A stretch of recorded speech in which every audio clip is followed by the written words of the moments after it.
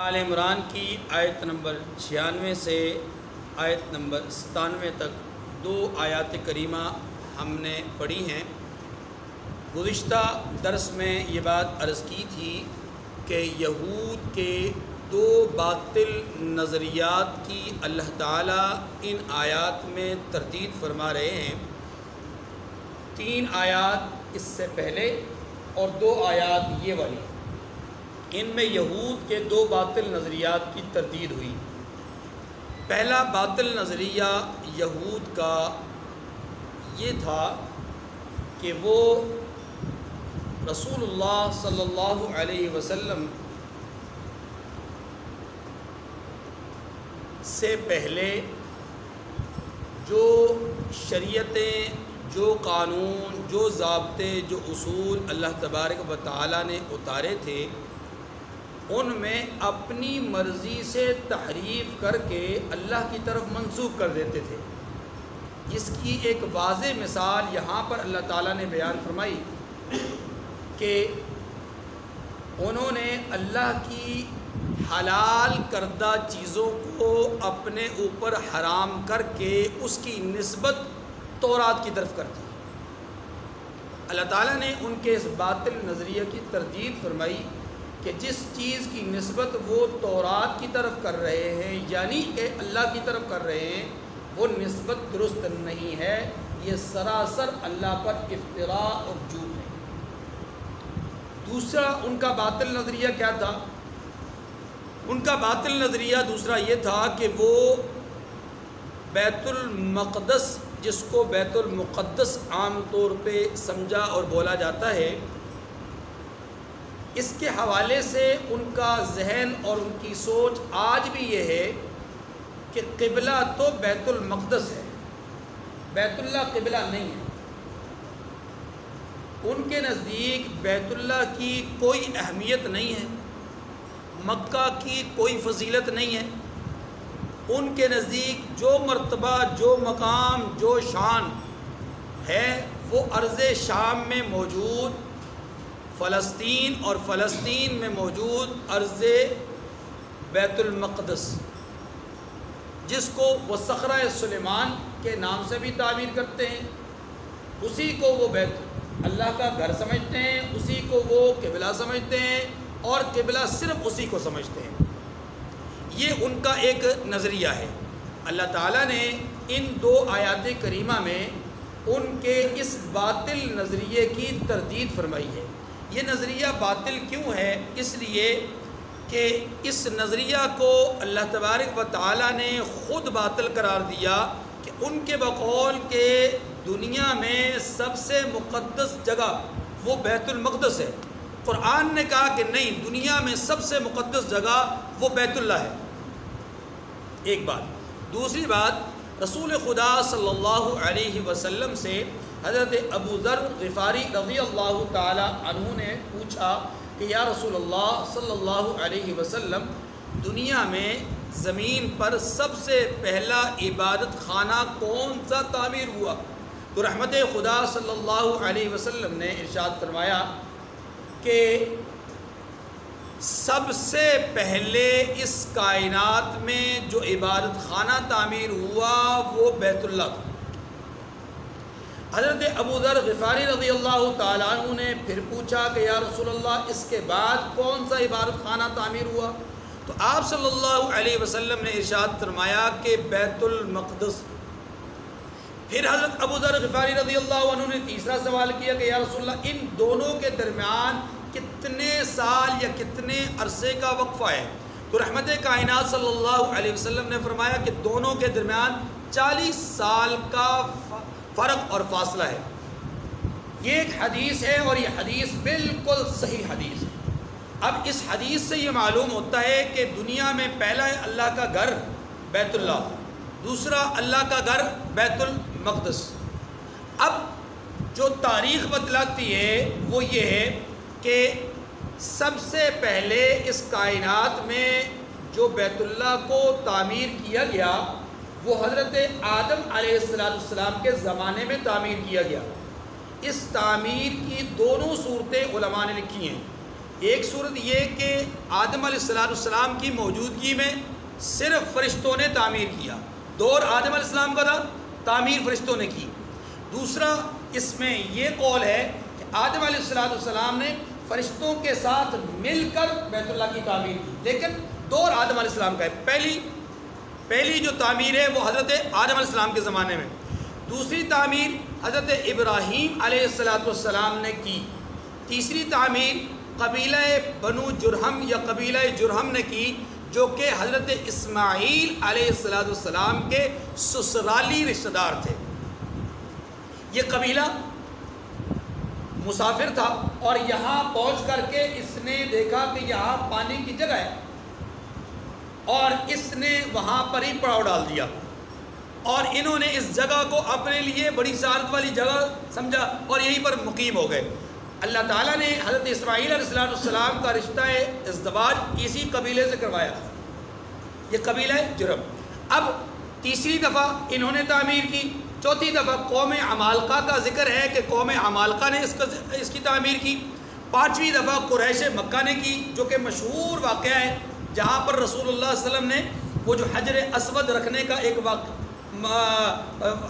قصہ اور واقعہ ہے، اس کا بھی تذکرہ یہیں پر اسی تعمیر میں آتا ہے۔ چھٹے نمبر پر حضرت عبداللہ ابن زبیر رضی اللہ تعالیٰ عنہ نے اس کی تعمیر کی۔ ساتویں نمبر پر حجاج ابن یوسف نے اس کی تعمیر کی، اور حجاج ابن یوسف نے جو تعمیر کی وہ تعمیر وہی تھی جو حضرت ابراہیم علیہ السلام کے نقش کے مطابق تھی۔ اچھا، اب آٹھویں دفعہ بیت اللہ کی جو آخری دفعہ تعمیر ہوئی ہے وہ ترک دور حکومت میں یا ترکی کے زمانہ خلافت میں ہوئی ہے، اور اس آٹھویں دفعہ کی تعمیر کے بعد اب اس کے بعد جدید تعمیر کوئی نہیں ہوئی، البتہ اس کے ارد گرد کے ماحول کو آراستہ پیراستہ مزین کیا گیا ہے اور کر رہے ہیں اور مسلسل کرتے جا رہے ہیں، مسلسل اس میں اندر تزئین اور جو ہے وہ آرائش پیدا کی جاتی جا رہی ہے۔ آپ جانتے ہیں کہ بیت اللہ کے گرد یعنی خانہ کعبہ کی جو عمارت ہے، چار کونی عمارت، اس عمارت کے نیچے بالکل بنیاد پر ایک ڈیلوان سی ہے۔ یہ جو ڈیلوان ہے، یہ جو سلوپ سی بنی ہوئی ہے، یہ حقیقت میں کافی اونچی جگہ ہے، اور یہ ساری کی ساری جگہ اس کے نیچے سے جگہ کھود کر کے یہاں پر سیسا پگھلا کر کے ڈالا گیا ہے تاکہ کوئی باطل قوت اسے منہدم نہ کر سکے، کوئی اسے گرا نہ سکے، کوئی اسے شہید نہ کر سکے۔ اور یہی حال روضہ رسول کے ساتھ بھی کیا ہے، روضہ رسول کے ارد گرد بھی جو ہے وہ اسی طرح سے سیسا پگھلا کر کے ڈالا گیا ہے۔ اور وہ مشہور واقعہ کہ دو بدبخت عیسائی جو کہ حضرت پاک صلی اللہ علیہ وسلم کے روضہ اطہر میں جانے کے لیے انہوں نے سرنگ کھودی تھی، اور وہ طویل سرنگ جو قدمین مبارک تک پہنچ چکے تھے، اللہ تعالیٰ نے وقت کے بادشاہ کو خواب میں سارا معاملہ دکھلایا، اور وہ فوراً وہاں گئے، ان کو پکڑا، انہیں جو بھی سزا دینی تھی خاموشی سے انہیں سزا دے دی۔ اور یہاں پر یہ جو پوری سرنگ ہے اس کے اندر بھی انہوں نے وہاں پر سیسا پگھلا کر کے ڈالا گیا، اسی وقت وہاں پر بھی سیسا ڈالا گیا، روضہ رسول کے گرد بھی سیسا ڈالا گیا، اور بیت اللہ کے گرد بھی سیسا پگھلا کر کے ڈالا گیا۔ بہرحال تو بیت اللہ کی آخری دفعہ تعمیر ترک دور خلافت میں ہوئی ہے، اور اس کی بنیادی اور پہلی تعمیر جہاں ہم بات اصل میں کرنا چاہتے ہیں وہ آدم علیہ السلام کے دور میں ہوئی۔ اب رسول اللہ صلی اللہ علیہ وسلم نے ارشاد فرمایا کہ سب سے پہلے عبادت خانہ بیت اللہ بنا، دوسرے نمبر پر بیت المقدس بنا، دونوں کے درمیان 40 سال کا فاصلہ، یہ بات ذہن میں ہے۔ اب اسی کے نتیجے کو مد نظر رکھیے، اس کا نتیجہ یہ بنا کہ رسول اللہ صلی اللہ علیہ وسلم نے خود ارشاد فرما دیا کہ گویا کہ بیت اللہ کی تعمیر آدم علیہ السلام کے زمانے میں ہوئی تو بیت المقدس کی تعمیر بھی آدم علیہ السلام کے زمانے میں ہوئی۔ ٹھیک ہے جی، ایک بات۔ دوسری، اسی صحیح حدیث سے یہ پتہ چلتا ہے کہ جب پہلا عبادت خانہ بیت اللہ ہے تو جو فوقیت، جو عظمت، جو شان اللہ کے ہاں عبادت خانے کو ملنی ہے وہ بیت اللہ کو ملے گی۔ کیونکہ وہ پہلا عبادت خانہ ہے، اور اس کے بعد مسجد اقصی ہے۔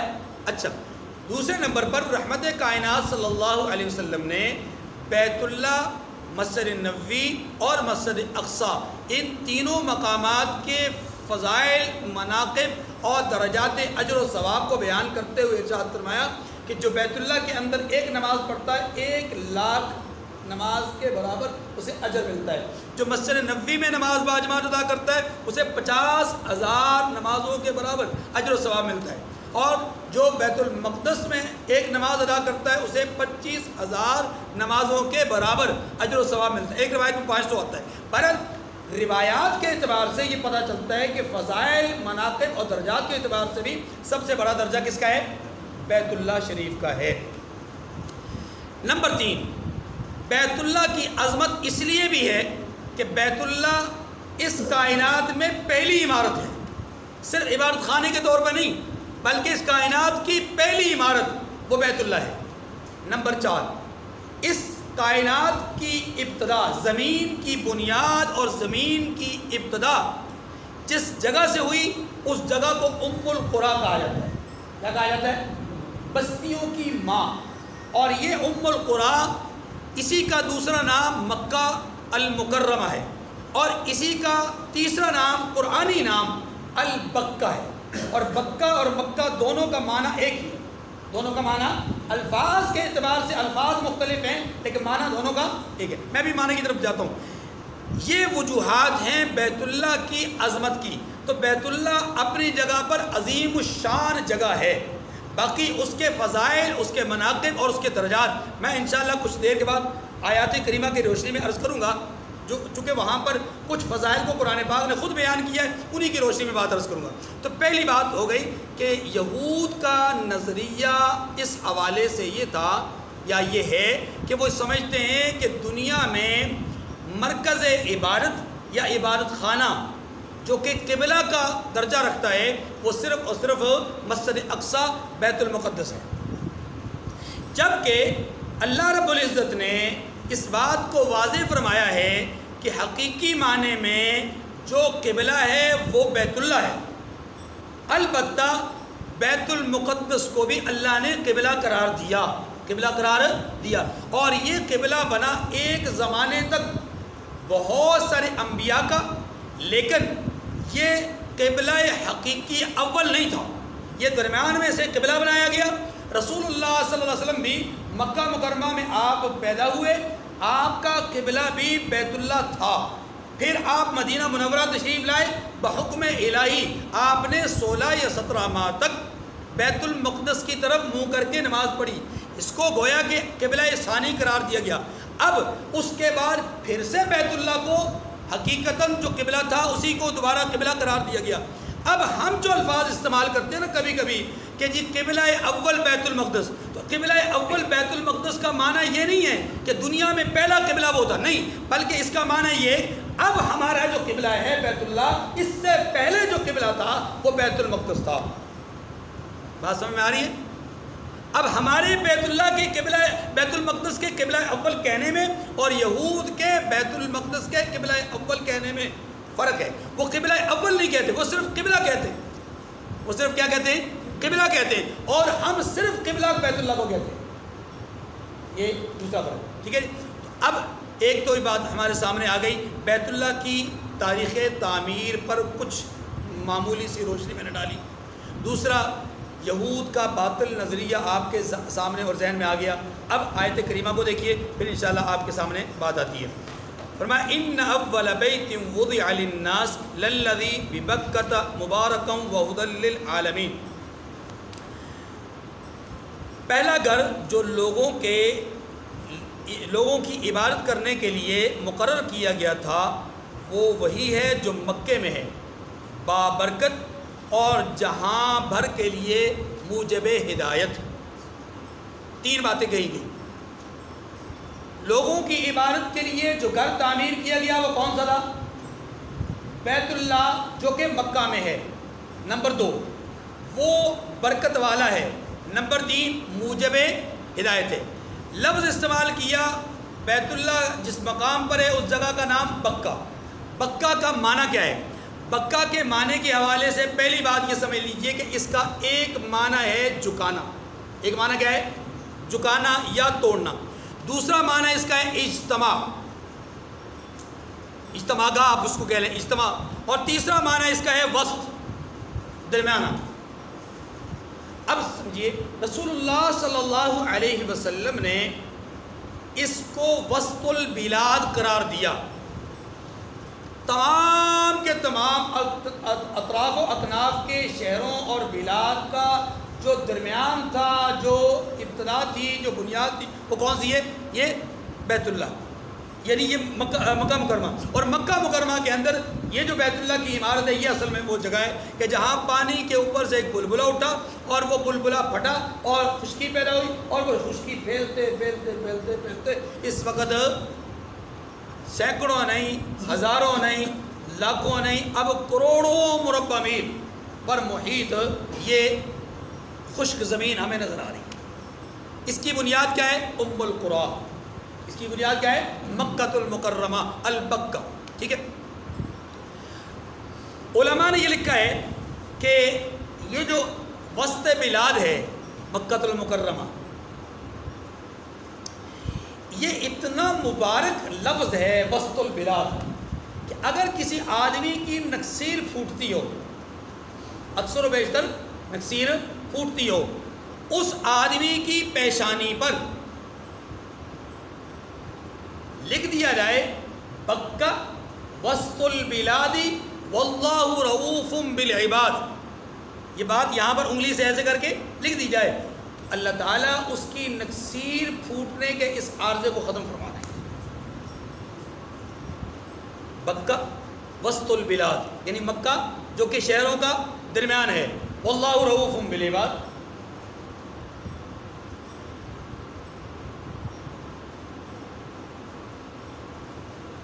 تو وسط البلاد، اس کو وسط مکہ کو وسط اس لیے کہتے ہیں کہ یہ شہروں کا درمیان ہے.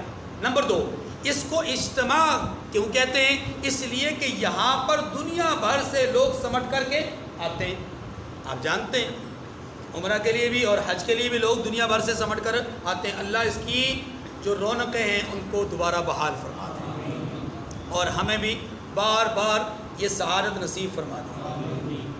جو رونقیں اس کی بے رونقی میں تبدیل ہو چکی ہیں، اس وقت جو دجالی قوتوں کے نرغے میں اور دجالی قوتوں کے حصار میں آ چکا ہے، یہ عظیم المرتبت مقام اللہ تعالیٰ اس کو آزادی نصیب فرمائے اور مکمل طور پر اللہ تعالیٰ اس کو اسی پرانی کیفیت میں دوبارہ بحال فرما دے کہ جو لوگوں کے لیے آزادی سے آمد و رفت کا ایک سلسلہ تھا.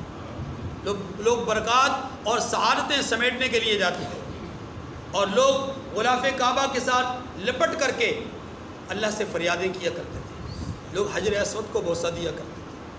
لوگ بیت اللہ کی عمارت کے ساتھ سینہ رگڑ رگڑ کر کے اپنی دل کی تمنائیں آرزوئیں جو ہے وہ چیخ چیخ کر کے رب کے سامنے بیان کیا کرتے تھے. اب اس کو حصار میں بند کر دیا گیا. اللہ اس کے شرف کو بڑھائے اور اس کی سعادتوں سے پھر سے انسانیت کو مالا مال فرمائے. اجتماع گاہ ہے. نمبر 3، اس کا ایک معنی بکہ کا کیا ہے؟ جھکانا یا توڑنا. جھکانا یا توڑنا، جھکانے کے دونوں معنی ہو سکتے ہیں، جھکانے کے دونوں مطلب ہو سکتے ہیں. ایک یہ کہ اللہ تبارک و تعالیٰ اس مقام پر پہنچ کر کے جبارین اور بڑے بڑے رؤساء اور بڑے بڑے سرداروں کی گردنوں کو جھکا دیتے ہیں. اب یہ گردنوں کا جھکنا دونوں طرح کا ہے، یا تو عاجزی اور تذلل کے ساتھ سجدہ ریزی کے لیے گردن کو جھکانا. اور آپ جانتے ہیں کہ پوری دنیا کے بادشاہ اور پوری دنیا کے سلاطین وہ جاتے ہیں اور جا کر کے وہاں پر سجدہ ریز ہوتے ہیں اور ایک سجدے کی تمنا لیے ہوئے وہاں پر ہر بندہ پہنچتا ہے. ایک جھکانے کا معنی یہ، ایک جھکانے کا معنی یہ. اور دوسرا جھکانے کا معنی یہاں پر اور بھی ہے، اور وہ یہ کہ اگر کوئی آدمی غلط نیت اور غلط ارادے کے ساتھ بیت اللہ کے انہدام کی اور اس کی شہادت کی کوشش کرتا ہے، اگر کوئی آدمی اس کو توڑنے کے لیے ارادہ کرتا ہے تو رب ذوالجلال اس کی گردن کو توڑ کر کے جھکا دیتے ہیں، یعنی اسے ذلیل اور رسوا کر دیتے ہیں۔ ہمارے سامنے تاریخ میں اور قرآن پاک کی روشنی میں ایک بڑا ہی عجیب و غریب واقعہ، جس کو واقعہ اصحاب فیل کہا جاتا ہے، وہ ہمارے سامنے موجود ہے۔ ابرہا اپنا لشکر لے کر آتا ہے، لیکن اللہ رب العزت، میں واقعے کو نہیں بیان کر رہا، صرف اشارہ کر رہا ہوں، ابرہا اپنا لشکر لے کر آتا ہے غلط نیت اور ارادے کے ساتھ۔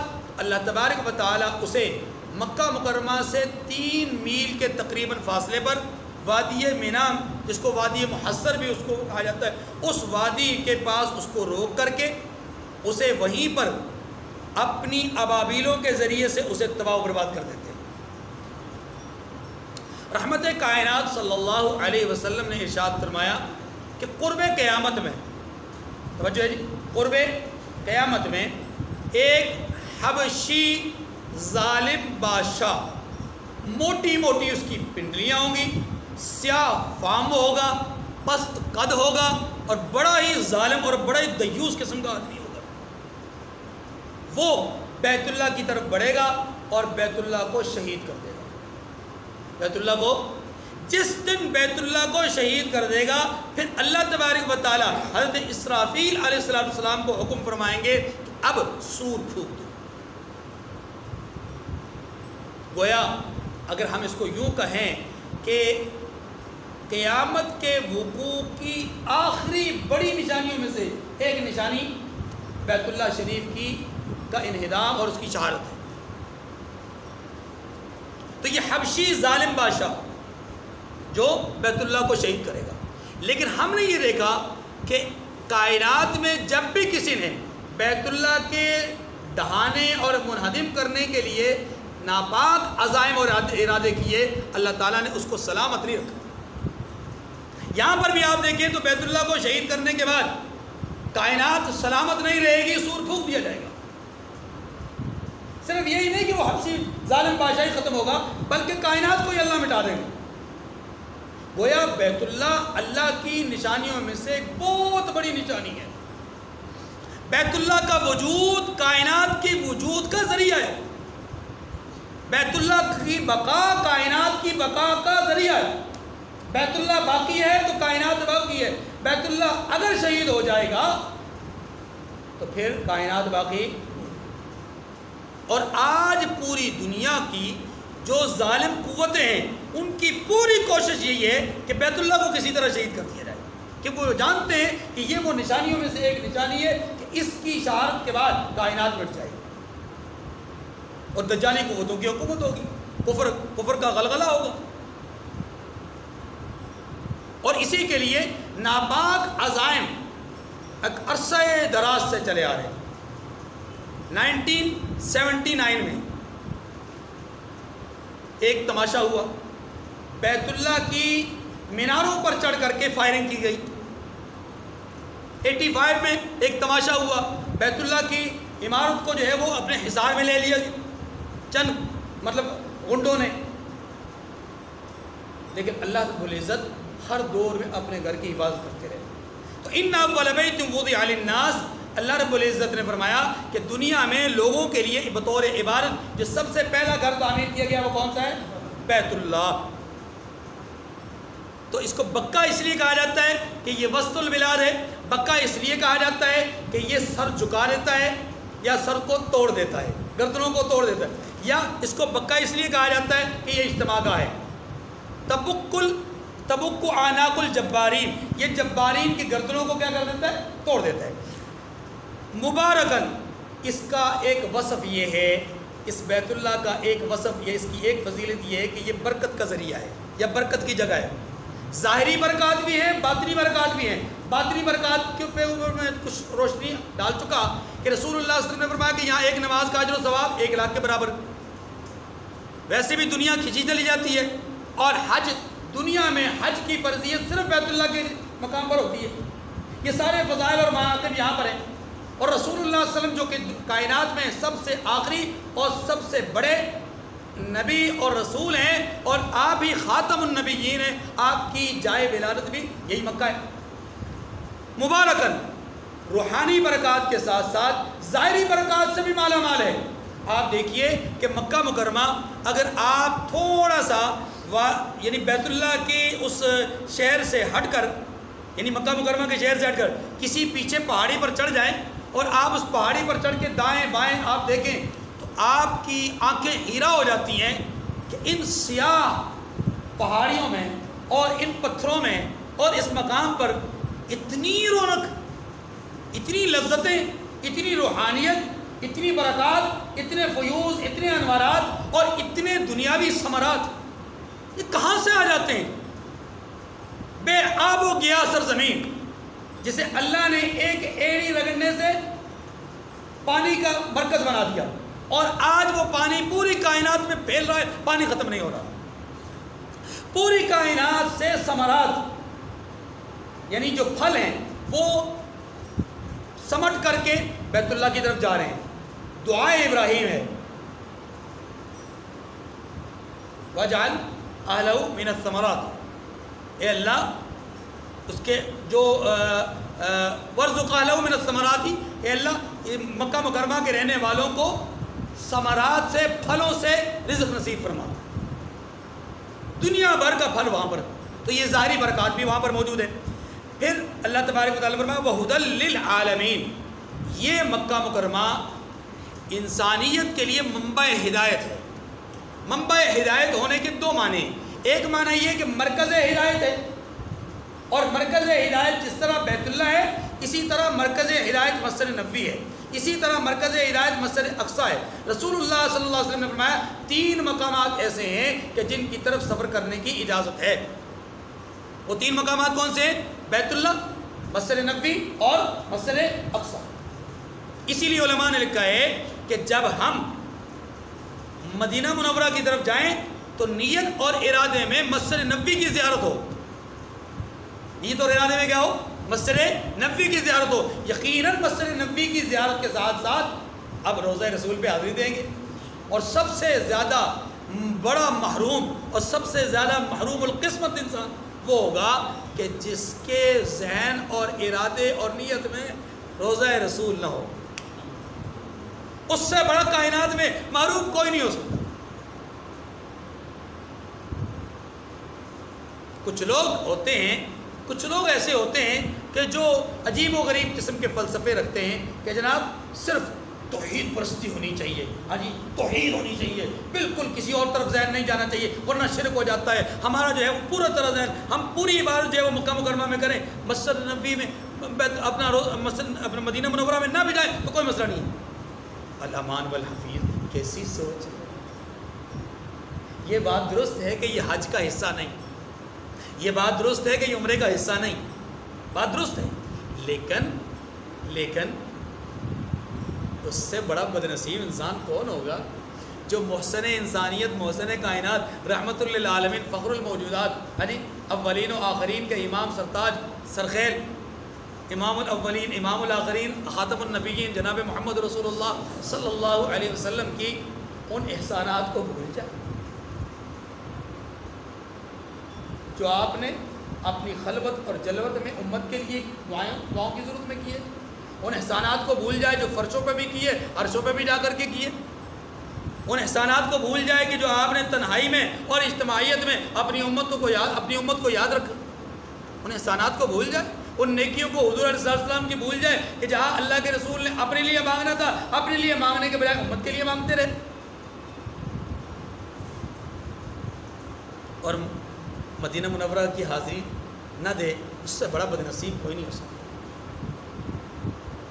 اگر کسی آدمی نے 1 دن کا بھی سفر کرنا ہے بیت اللہ کا تو میں یہ سمجھتا ہوں کہ اس آدمی، باہر سے جانے والا آدمی، اس آدمی کے لیے ضروری ہے کہ وہ اپنے اوپر لازم سمجھے کہ میں فرض یا واجب نہیں، اخلاقی طور پر امتی کی حیثیت سے اپنے اوپر لازم سمجھے کہ وہ روضہ رسول پہ حاضری دے۔ اگر اس نے روضہ رسول پہ حاضری نہیں دی، اس نے حج تو ادا کر دیا یا عمرہ تو ادا کر دیا، لیکن کل قیامت کے دن اگر رسول اللہ صلی اللہ علیہ وسلم کے سامنے وہ آئے اور اللہ کے رسول اگر چہرہ انور کو پھیر دیں کہ تو ہماری طرف آنا گوارا نہیں کر رہا تھا، ہم تیری طرف دیکھنا کیسے گوارا کریں گے؟ تو بتلائیے یہ آدمی کہاں جائے گا؟ اللہ ہماری حفاظت کرے۔ مبارکہ، یہ ظاہری اور باطنی برکت کا ذریعہ ہے، ہدی للعالمین، انسانیت کے لیے ہدایت کا مرکز اور منبع ہے۔ تو ایک ہدایت کا مرکز ہونے کا معنی جو میں نے عرض کیا وہ یہ ہے کہ یہ مقامات ہدایت کا مرکز۔ دوسرا یہ ہے کہ بیت اللہ سے اللہ تبارک و تعالیٰ نے کائنات میں ہدایت کا چشمہ جاری کیا، اور وہ رسول اللہ صلی اللہ علیہ وسلم کی نورانی صورت کی نورانی شخصیت کی صورت میں کہ آپ علیہ السلام کو مکہ مکرمہ میں پیدا فرمایا، اور وہیں سے پوری کائنات میں جو آج رحمتیں، برکتیں اور ہدایتوں کے جو چراغ جل رہے ہیں اور چراغ اور روشنیاں جو چل رہی ہیں، یہ حضور علیہ السلام کی وساطت سے۔ تو ہدی للعالمین کا ایک معنی یہ ہوا کہ یہ وہ مقام ہے کہ جس مقام سے اللہ ہدایت والے ہادی کو پیدا کر کے کائنات میں ان کے ذریعے سے ہدایت کی روشنی کو پھیلائیں گے۔ ہدی للعالمین فیہ آیات بینات، اللہ اکبر۔ تیسری صفت بیان فرمائی گئی اس جگہ کی، فرمایا اس میں بڑی واضح نشانیاں ہیں۔ کیسی نشانیاں ہیں؟ صفا یہاں، مروہ یہاں، مینا یہاں، عرفات یہاں، بڑے بڑے مقامات یہاں پر ہیں۔ اور پھر خاص طور پہ فرمایا کہ یہ جو بیت اللہ ہے مقام ابراہیم، یہاں پر اور نشانیوں کے ساتھ ساتھ ایک بڑی نشانی یہاں پر کیا ہے؟ مقام ابراہیم کی ہے۔ مقام ابراہیم کیا ہے؟ مقام ابراہیم وہ پتھر جس پر کھڑے ہو کر کے جناب ابراہیم علیہ السلام نے بیت اللہ کی تعمیر فرمائی۔ آج کے دور میں جیسا کہ لفٹ ہوتی ہے، وہ جو لفٹر ہوتا ہے چیزوں کو اٹھا کر کے اوپر لے جاتا ہے اور اوپر سے نیچے لاتا ہے، اس کا کام ہی یہ ہوتا ہے کہ فضل اٹھا کر کے لے جانا، نیچے اتارنا، اور اگر اس پہ کوئی مزدور کوئی مستری کھڑا ہے تو جہاں جہاں مستری رکنا چاہے وہاں وہ لفٹ رک جائے اور وہ اپنا کام کریں، اوپر جانا ہو اوپر جائیں، نیچے جانا ہو نیچے جائیں، ٹھیک ہے نا؟ یہ ہوتا ہے ایک مصنوعی کام، یہ ہوتا ہے انسانی تکنیک اور آلات جدیدہ کے ذریعے سے۔ اللہ تعالیٰ نے ایک زمانے میں اس طرح کا عمل، اس طرح کی چیز، اس طرح کا کام اپنے امر کن سے پیدا کیا۔ نہ وہاں پر کوئی ٹیکنالوجی، نہ وہاں پر کوئی آلات، لیکن اللہ تعالیٰ نے حضرت ابراہیم علیہ السلام جس پتھر پر کھڑے ہو کر کے آپ نے پہلا پتھر خانہ کعبہ کی تعمیر میں لگایا، اس پتھر پر کھڑے ہونے کی وجہ سے اللہ تعالیٰ نے اس پتھر کو اتنی زیادہ جو ہے وہ برکات سے مستفید فرما دیا کہ ایک تو آپ کے قدمین مبارک کا نشان پڑ گیا، موم ہو گیا۔ دوسرا یہ کہ وہ لفٹر کی حیثیت اختیار کر گیا، جیسے جیسے آپ کی تعمیر اوپر بڑھتی گئی ویسے ویسے وہ پتھر فضا میں معلق ہوتا گیا، اٹھاتا گیا۔ کوئی سہارا نہیں، کوئی اٹھانے والی چیز نہیں، نہ اٹھانے والا کوئی انسان۔ نیچے اسماعیل علیہ السلام گارا اور پتھر دے رہے ہیں، اور ابراہیم علیہ السلام اس پتھر پر کھڑے ہو کر کے وہ گارا اور پتھر لگا رہے ہیں۔ یہ بتایا یہ جا رہا ہے، بتایا یہ جا رہا ہے مقام ابراہیم بتا کر کے کہ اے یہودیو، تم جو سمجھتے ہو کہ بیت اللہ اصل نہیں، قبلہ بیت اللہ نہیں، قبلہ مسجد اقصی ہے، تمہاری یہ بات غلط ہے، اس لیے کہ بیت اللہ کو تو یہ شرف حاصل ہے کہ بیت اللہ کی تعمیر جناب ابراہیم علیہ السلام نے کی، اور اس کا ثبوت چاہیے، تم ثبوت اپنی آنکھوں سے جا کر دیکھ لو، اس کا ثبوت چاہیے نا، اپنی آنکھوں سے جا کر کے دیکھ لو، اس مقام کو دیکھ لو جس مقام پر کھڑے ہو کر کے ابراہیم علیہ السلام نے تعمیر کی تھی، اور وہ پتھر ہے، اور پتھر کے اوپر آپ کے قدمین کے نشانات موجود ہیں، اور وہ قدمین کے نشانات والا پتھر آج بھی شیشے کے ایک خول کے اندر بند ہے، اور بڑا ہی بابرکت ہے، اتنا بابرکت ہے، اتنا بابرکت ہے کہ خلاق عالم نے حکماً یہ ارشاد فرما دیا کہ جو آدمی حج اور عمرے کا طواف کرے، طواف مکمل کرنے کے بعد اس مقام ابراہیم کے پاس کھڑے ہو کر کے 2 رکعت پڑھنا اس کے اوپر واجب، اتنی اہمیت ہے۔ پہلے پہل یہ خانہ کعبہ کے دروازے کے پاس تھا، پھر چونکہ نمازیوں کے وہاں پر نماز پڑھنے کے رش کی وجہ سے، ازدحام کی وجہ سے مشکلات پڑتی تھی، اسے اٹھا کر کے پیچھے کر دیے تھے۔ اب یہ بیت اللہ سے قدرے فاصلے پر ہے، لیکن اتنے فاصلے پر نہیں۔ مطاف کعبہ میں موجود ہے اور اسے بڑی آسانی سے وہاں پر شیشے سے دیکھا جا سکتا ہے، اور اس شیشے کے اوپر خطیر رقم سعودی حکومت نے خرچ کی ہے۔ کہا جاتا ہے کہ تقریباً 32 یا 35 لاکھ ریال لگا کر کے اس طرح کے 2 شیشے بنوائے گئے، اور خصوصی طور پر یہ شیشے امریکہ سے تیار ہوئے کہ اس کے اوپر کوئی دھوپ، کوئی بارش، کوئی ساؤں، کسی چیز کا کوئی اثر نہ ہو، اور یہ ہمیشہ چمکتے دمکتے رہیں۔ یہی وجہ ہے کہ آج بھی وہ اسی طرح چمک دمک رہے ہیں، اور بنوائے انہوں نے فوراً 2۔ اگر خدا نخواستہ ایک شہید ہو جائے، کسی وجہ سے ٹوٹ جائے، تو فوری طور پہ دوسرا خول اوپر چڑھا دیا جائے۔ اللہ اکبر۔ تو اس کے اللہ تبارک و تعالیٰ فرماتے ہیں کہ مقام ابراہیم، یہاں پر مقام ابراہیم بھی ہے۔ ومن دخلہ کان آمنا، ایک صفت مکہ مکرمہ کی خاص طور پہ بیت اللہ کی یہ بیان فرمائی گئی، فرمایا جو شخص اس مبارک گھر میں داخل ہوا اس نے امن پا لیا۔ یہ امن دونوں طرح کا ہے، ظاہری امن بھی اور باطنی اور روحانی امن بھی۔ یاد رکھیے کہ بیت اللہ کے اندر داخل ہونے والے آدمی کو ظاہری طور پہ امن حاصل ہے، الا یہ کہ اس کے شر اور اس کے فساد کی وجہ سے بیت اللہ کا امن پامال ہو جائے۔ یہ بات ذہن رکھیے گا، بیت اللہ کا امن پامال ہو جائے، بیت اللہ کی عبادت رک جائے، بیت اللہ کے رک جائیں اگر اس آدمی کی وجہ سے اندر جا کر کے، تو پھر ایسے آدمی کے ساتھ اندر امن والا معاملہ پھر نہیں کیا جائے گا۔ جیسا کہ ایرانی ہنڈوں کے ساتھ ہوا، انہوں نے بیت اللہ کو اپنے حصار میں لے لیا تو طواف رک گیا، طواف جو صرف نماز کے لیے رکا کرتا تھا وہ رک گیا، اور کچھ گھنٹے رکا رہا، تو نتیجتاً پھر انہیں وہاں پر کارروائی کرنی پڑی۔ اس سے پہلے بھی ایسے تاریخ میں واقعات کئی ملتے ہیں کہ جہاں پر طواف رکا اور اس طرح کے معاملات ہوئے، تو پھر اس وقت کے علماء اور فقہاء نے اجازت دی کہ ان باغیوں کے ساتھ جو ہے وہ سرکشی کرنے والوں کے ساتھ انتقام کا معاملہ اور کارروائی کی جائے، یہاں پر ان کو امن نہیں دیا جائے گا۔ جیسا کہ آپ جانتے ہیں، گزشتہ چند دروس پہلے یہ عرض کیا تھا کہ ابن خطل ایک گستاخ رسول تھا، بیت اللہ کے ساتھ چمٹا ہوا تھا۔ جب مکہ فتح ہوا تو آپ صلی اللہ علیہ وسلم نے فرمایا کہ آج ہر ایک کو امن ہے سوائے ابن خطل کے۔ 3-4 لوگوں کا اور بھی ذکر کیا، اس میں ایک ابن خطل تھا۔ اللہ کے رسول صلی اللہ علیہ وسلم سے آ کر کسی نے کہا کہ یا رسول اللہ وہ غلاف کعبہ اس نے اپنے اوپر لپیٹا ہوا ہے اور کعبہ کی دیوار کے ساتھ چمٹا ہوا ہے، اب کیا کریں؟ اللہ کے رسول نے فرمایا وہیں پر قتل کر دو۔ جائے امن ہے لیکن شریر کے لیے نہیں، بدبخت کے لیے نہیں، لعنتی کے لیے نہیں، یہ جائے امن ہے کس کے لیے؟ امن طلب کرنے والے کے لیے ظاہری۔ اور باطنی طور پہ امن کا مطلب کیا ہے؟ باطنی طور پہ امن کا مطلب یہ کہ جو آدمی اچھی نیت، اچھے ارادے کے ساتھ بیت اللہ میں داخل ہوتا ہے، اللہ اس کے اوپر جہنم کی آگ کو حرام کر دیتے ہیں۔ یہی وجہ ہے کہ جو آدمی حج مقبول کی سعادت حاصل کر کے واپس پلٹتا ہے تو وہ ایسا ہوتا ہے جیسا کہ کانہ ولد الیوم، جیسا کہ آج ہی پیدا ہوا ہے، جیسا کہ آج ہی پیدا ہوا ہے۔ ومن دخلہ کان آمنا وللہ علی الناس حج البیت من استطاع الیہ سبیلا، اور لوگوں پر اللہ کا حق ہے، لوگوں پر اللہ کا یعنی لوگوں پر اللہ کی طرف سے یہ بات فرض ہے کہ جو اس کے گھر تک جانے کا مقدور رکھیں، استطاعت رکھیں، وہ اس کا حج کریں۔ بیت اللہ کا حج فرض ہے کس آدمی پر؟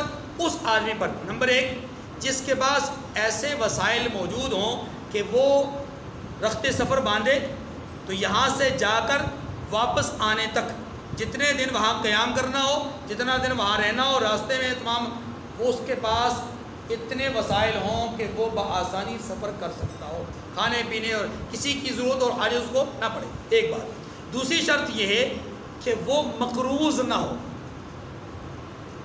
مقروض یعنی ایسا قرض اس کے اوپر نہ ہو کہ وہ قرض ادا کرنا چاہے، اگر قرض ادا کرنے کی طرف جائے تو اس کے بعد اب زیادہ راہ نہ بچے۔ ہاں زیادہ راہ بچتا ہو اور قرض اس سے کم ہو تو پھر بھی وہ پہلی صورت میں جائے گا۔ تیسری بات کہ اس کے جو اہل خانہ ہیں، اس کے زیر کفالت جو لوگ ہیں، اس کے زیر عیال جو لوگ ہیں، ان کی مقدور بر جو ان کے کفالت ہے، اس کفالت کا خرچ وہ دے کر کے جائے گا۔ اگر اتنے وسائل اس کے پاس موجود ہیں تو پھر ایسے آدمی پر حج کیا ہے؟ فرض۔ اور اب جو موجودہ حالات ہیں، ان موجودہ حالات نے بہت سارے لوگوں کے حج فرض کو تباہ و برباد کر دیا ہے۔ البتہ عورت کے حوالے سے مسئلہ سمجھ لیجئے، عورت جس کے اوپر حج فرض ہو ان تمام چیزوں کے بعد، اس کے لیے عورت کے لیے ایک ایکسٹرا شرط ہے، اور وہ شرط کیا ہے کہ عورت کے ساتھ محرم کا ہونا ضروری ہے۔ فقہاء نے لکھا ہے کہ اگر عورت کے ساتھ محرم موجود نہیں، یہ ساری شرائط پائی جاتی ہیں لیکن محرم موجود نہیں، تو اس عورت پر فرض ساقط ہو جاتا ہے، باوجود اس کے کہ وہ مالدار ہے، لیکن اس پر حج فرض نہیں۔ ہاں اس کے پاس اتنے وسائل ہیں کہ وہ اپنے کسی محرم کو اپنے ساتھ اپنے خرچے پہ لے جا سکتی ہے، یا اس کا کوئی محرم جانا چاہتا ہے خود سے اور یہ اس کے ساتھ جانا چاہے، اس کی اجازت ہے، لیکن محرم کے بغیر عورت کے لیے حج فرض نہیں ہے۔ محرم کے بغیر عورت کے لیے حج فرض نہیں ہے۔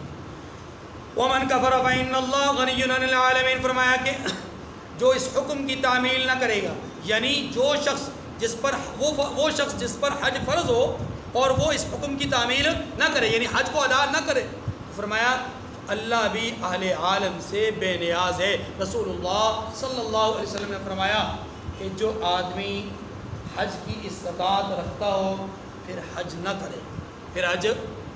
کرے اور اس کا ارادہ بھی نہ کرے، تو وہ یہودی ہو کر کے مرے یا نصرانی ہو کر کے۔ اللہ تعالیٰ ہماری حفاظت فرمائے۔ وآخر دعوانا ان الحمد للہ رب العالمین۔